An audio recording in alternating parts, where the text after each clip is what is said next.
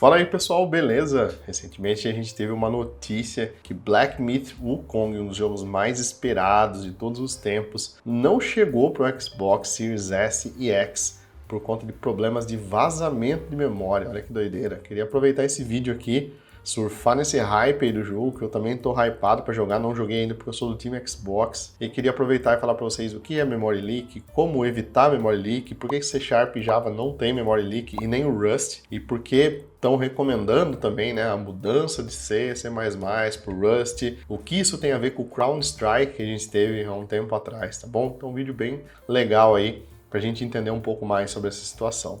Eu sou o André Baltieri, o Balta, 2 vezes Microsoft MVP. Tá conhecendo o nosso canal por esse vídeo, não esquece de se inscrever, curtir e compartilhar, que isso ajuda muito o nosso trabalho mesmo. Agora bora lá, numa aventura pelo Oriente Médio aí, no Black Myth: Wukong. Muito bem, pessoal. Black Myth: Wukong é um jogo de aventura, né? Um jogo de ação ali, um jogo que tem muito mapa, tem muita coisa. Hoje todos os jogos têm muito desenho, muita coisa na tela. Tudo isso vai para a memória do computador para ser executado, né? O jogo é baseado numa lenda, né? Uma jornada ao oeste, que inspirou aí Dragon Ball e outros jogos. Então foi um hype sensacional sobre o jogo e particularmente eu tô muito na expectativa para poder jogar ele aí, né? Embora ele tenha chego para PC, eu tenho um PC aqui também, mas tô aguardando para jogar no Xbox, na TV mais tranquilo. Eu tô no hype e recebi essa notícia aqui, né? Eu não sei se chega a ser 100% verdade, isso é só isso que impacta. Eu acho que também é um pouco de marketing, né? Principalmente por parte da Sony, em levar pro PlayStation antes, né? Mas de certa forma eu até acredito um pouco na fonte, porque se saiu para PC, teoricamente sair para Xbox também é fácil, porque eles compartilham muita coisa ali no desenvolvimento, tá? Mas a máxima foi que o jogo não pôde chegar ao Xbox Series S e X no dia 0 por conta de leak, memory leak, né? Ou vazamento de memória, que é o que a gente vai tentar entender um pouco mais aqui. Como eu já comentei com vocês em diversas outras oportunidades, né, tudo que a gente faz é na memória do computador. Toda vez que a gente executa um programa, ele é carregado para a memória para depois ser executado. Então não tem nada de execução ali. Às vezes o sistema operacional usa o disco para fazer swap de memória, né? Então se a gente inspecionar, às vezes, a memória na aplicação, a gente vê gigas e gigas de memória lá, mas não significa que a gente tem todo esse tanto de RAM. Quem consome a memória física é sempre o sistema operacional. E toda vez que a gente precisa de recursos da memória, a gente aloca esses recursos. Então, no caso do C#, Java, Go, linguagens que são gerenciadas também por conta disso, porque a gente tem essa alocação e essa desalocação de memória de uma forma automática. Independente disso, todas elas vão passar pelo sistema operacional, né? Vão fazer um syscall ali, dependendo do tipo de memória que a gente está alocando.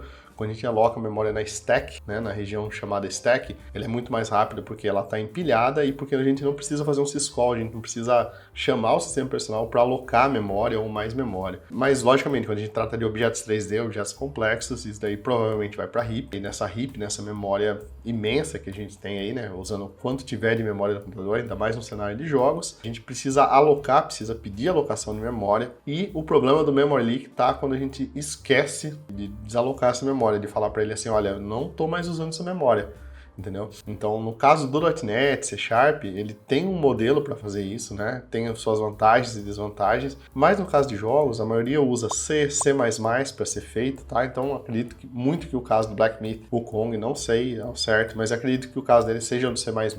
E aí é uma alocação mais baixo nível, né? O que é uma alocação mais baixo nível? A gente vai usar funções como malloc, que é a Memory Allocation, para alocar a memória de uma forma manual, e o free para tirar essa memória, para liberar essa memória depois. Como resultado disso, você já pode imaginar que a gente vai ter uma queda brusca de performance aí, né? Porque tem muita memória sendo utilizada e nesse processo, quando toda a memória RAM é utilizada, começa um processo de swap no disco, né? Um processo de troca, começar a usar o disco para armazenar informações como se fosse uma memória RAM, então para o programa ficar transparente isso, mas o sistema operacional por baixo dos panos faz isso. E como o disco ele é muito mais lento do que a memória, né, nesse processo de swap ali, obviamente as coisas ficam muito mais lentas, mas não para só por aí, porque quando a gente tem esse alto consumo de memória, tá? E eu tô falando isso porque isso pode acontecer no seu programa, não precisa necessariamente ser um jogo, tá? Se você começar a carregar muitos objetos para memória, se você carrega 1 milhão, 2 milhões, 3 milhões de objetos muito complexos lá para a memória, você pode já ter problemas de performance severo por conta dessa parte, tá? E dependendo do quanto de memória você esgota, você começa a travar até o sistema operacional. O sistema operacional ele tem uma área reservada, um limite dele, inclusive a famosa tela azul do Windows, né? Não é uma tela azul do Windows, é uma tela azul de algum programa que teve um vazamento ali de memória que não deveria ter. Tá? Então, teoricamente não é culpa do Windows, né? Parte é culpa do Windows, né? Hoje a gente tem pouco isso porque já é mais travado, né? Mas antigamente era muito comum, porque os sistemas, né, não tinha tanta trava quanto tem hoje, né, o sistema operacional. Mas essas falhas, né, a gente pode ter, ela pode chegar a esgotar a parte de memória do sistema e pode chegar até o crash ali, né, que é quando congela tudo, cara, daí já era, né? Ele tentou alocar a memória onde não deveria, né, já ocupou todo o espaço possível, então não tem mais o que fazer.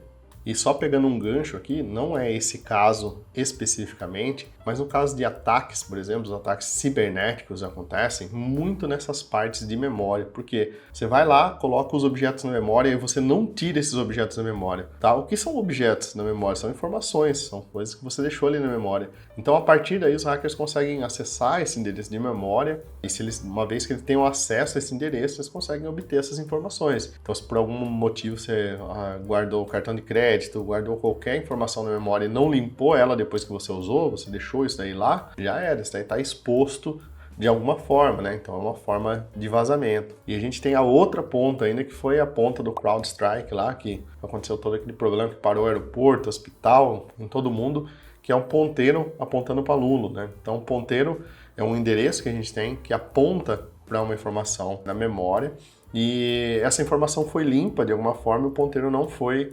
removido. Quando a gente tenta chamar esse ponteiro de novo, ele chama um null pointer exception lá, né? Tenta chamar uma informação que está nula, que não existe, e ocorre um crash, né? E foi isso que aconteceu com o CrowdStrike, por exemplo, né? Foi um ponteiro nulo ali que acarretou tudo isso. Ó como as coisas são sensíveis, né? É um ponteiro nulo, parou o aeroporto, parou o hospital, um monte de coisa, e um vazamento de memória impede um jogo de ir para um console, cara. Beleza, mas como a gente faz para prevenir, né, essa questão de vazamento de memória? Quando a gente trabalha com linguagem gerenciada, que é o caso de Java, C Sharp, Go, tá? Toda linguagem que for gerenciada, ela é gerenciada por esse motivo, né? É uma linguagem que a gente não precisa alocar memória manualmente, ela aloca isso pra gente e, consequentemente, ela desaloca essa memória pra gente. Então, quando a gente não está mais usando aquilo ali, ele já vai limpando a memória pra gente. Só que isso tem um custo. É por isso que o pessoal opta, então, né? Falando assim, não, se eu tô te dizendo isso, você vai falar assim, então, claro que eu vou pro C Sharp e pro Java, né? Para não correr esse risco. Só que a gente tem um ponto ali nessas linguagens gerenciadas, que é a questão da performance. Então, a performance em C/C++ ali, ela é muito alta, porque é muito mais baixo nível, é bem mais baixo nível ali, e tá bem mais perto do resultado final do assembly ali, né? A gente não tem uma virtual machine rodando, e a gente não tem o terror aí que é o garbage collector, que é o coletor de lixo, que é justamente quem faz essa coleção. Toda vez que a gente aloca a memória, essa memória ela fica lá. Então, quem que vai tirar de lá? A gente não precisa manualmente ir no código e colocar um free e mandar liberar um determinado objeto da memória. A gente não precisa fazer isso, mas isso ainda precisa ser feito. E isso é feito exatamente dessa forma que eu estou falando, só que isso é feito no caso do C Sharp pelo garbage collector, no caso do Java também. Então, se vocês procurarem o gc.cpp, né, que é o arquivo do garbage collector, um programa C++, que ele fica analisando a memória, vendo os objetos que estão na memória, e removendo esses objetos da memória, assim que eles não precisam mais ser utilizados. Por isso também é muito importante, quando você não está mais utilizando um objeto, você setar ele para nulo, porque quando você seta esse objeto para nulo, o Garbage Collector já vai entender que aquele objeto ali pode ser removido da memória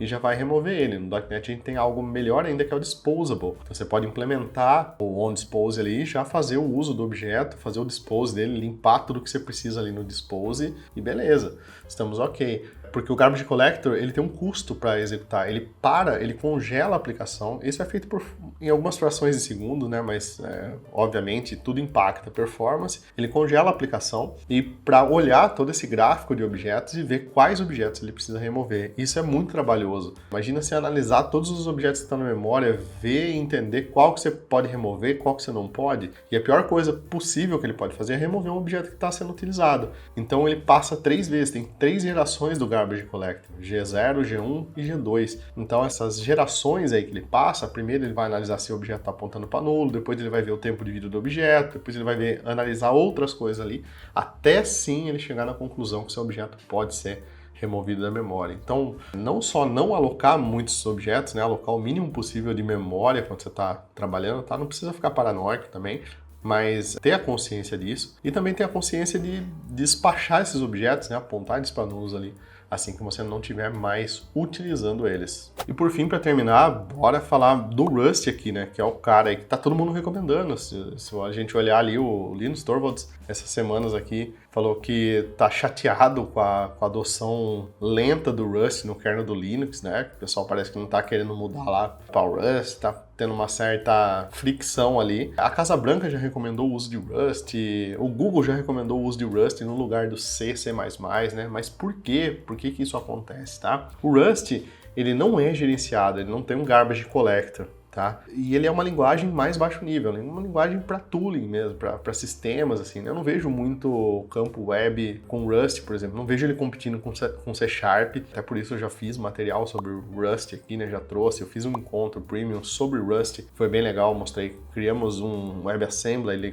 com Rust, que acaba sendo um negócio legal às vezes, né? Mais baixo nível mesmo, mas ele não compete com esses caras, tá? Porque, logicamente, ele é uma linguagem bem mais difícil de aprender do que C Sharp. Ele é bem menos produtivo, na minha opinião, para web, tá? Mas ele faz muito bem o trabalho dele, que é um trabalho assim mais para sistema, para tooling. E tem um ponto interessante do Rust, é que assim, ele não é gerenciado, mas ele não sofre com essas questões que eu comentei com vocês, de vazamento de memória e tudo mais, tá? Isso porque ele tem algumas coisas como ownership, borrow, né, que ele empresta valores, então toda vez que você declara uma variável ali, que você quer usar essa variável em outro lugar, você tem que transferir a propriedade dessa variável para uma outra função, tá? Dá uma olhada depois, eu sei que parece doido, mas dá uma olhada no meu vídeo de Rust aqui, eu mostrei a criação de um projeto. E um outro ponto é que o Rust, no próprio compilador dele, ele já tem muita coisa que bloqueia esses tipos de situações, de você conseguir causar um memory leak ali dentro dele, tá? De você conseguir deixar um ponteiro nulo ali. Realmente isso daí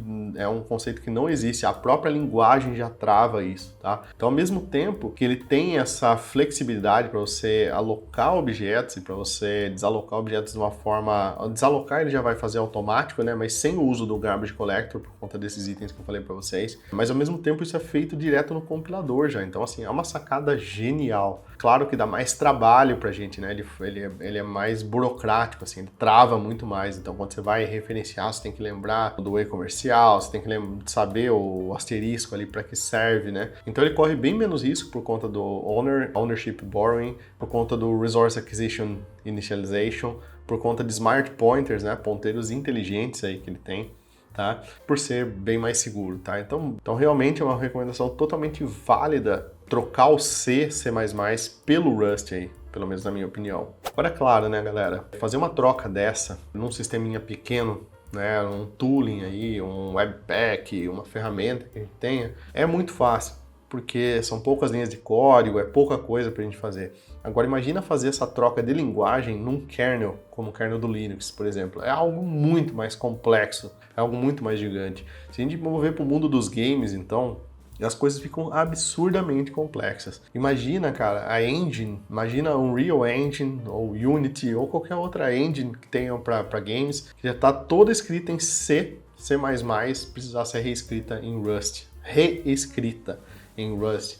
Então é muita coisa, gente. Fora os plugins que a gente tem ali, que precisariam ser reescritos para se adequar a essa linguagem. E existe uma questão ainda maior nos games, que o game é um mundo de entretenimento. Custa milhões ali para produzir um jogo, gasta-se muito em marketing, então tem que sair logo o jogo não pode demorar. Então difícil alguém ter paciência ali para esperar uma engine ser reescrita em Rust e tal, para depois, né, isso mudar. Eu acho mais fácil nascer projetos já em Rust, irem evoluindo, né, para chegar ao ponto de talvez concorrer com essas grandes um dia, só que essas grandes também não vão ficar paradas, né, então ainda tem evolução.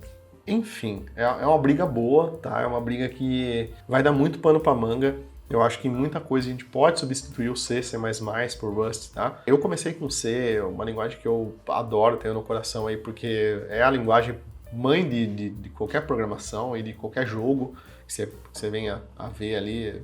C, Assembly também, né, claro, mas dos jogos mais modernos ali, quando eu comecei a programar, eu comecei por conta de jogos, queria muito fazer jogos e o C foi a linguagem que eu descobri, então uma linguagem perfeita para isso, né, então tenho ela no meu coração, Mas eu acredito que as coisas evoluem. O Rust também eu gostei bastante, uma linguagem bem legal. Tem um vídeo que eu vou deixar no card aqui passando para vocês darem uma olhada, né? E agora é uma questão assim de tempo, de mercado, de entender a adoção, de ver o que o pessoal vai achar, né? Muitos dos programas em C já são mais de idade, então a gente já tem uma certa fricção ali, né, nessa troca, não é tão fácil trocar. Então assim, tem muita briga para vir pela frente. Mas pelo menos você já está sabendo o que é Memory Leak, né? Como funciona um pouco aí do vazamento de memória e por que você não está jogando Black Myth Wukong ainda no seu Xbox. Mas é isso aí, pessoal. Espero que vocês tenham curtido esse vídeo, essa análise aqui. Deixem aí nos comentários se vocês querem ver mais vídeos como esse aqui no canal, onde eu comento mais com a visão de programação desses bugs e fenômenos que acontecem no mercado, tá bom? Um abraço e até o próximo vídeo.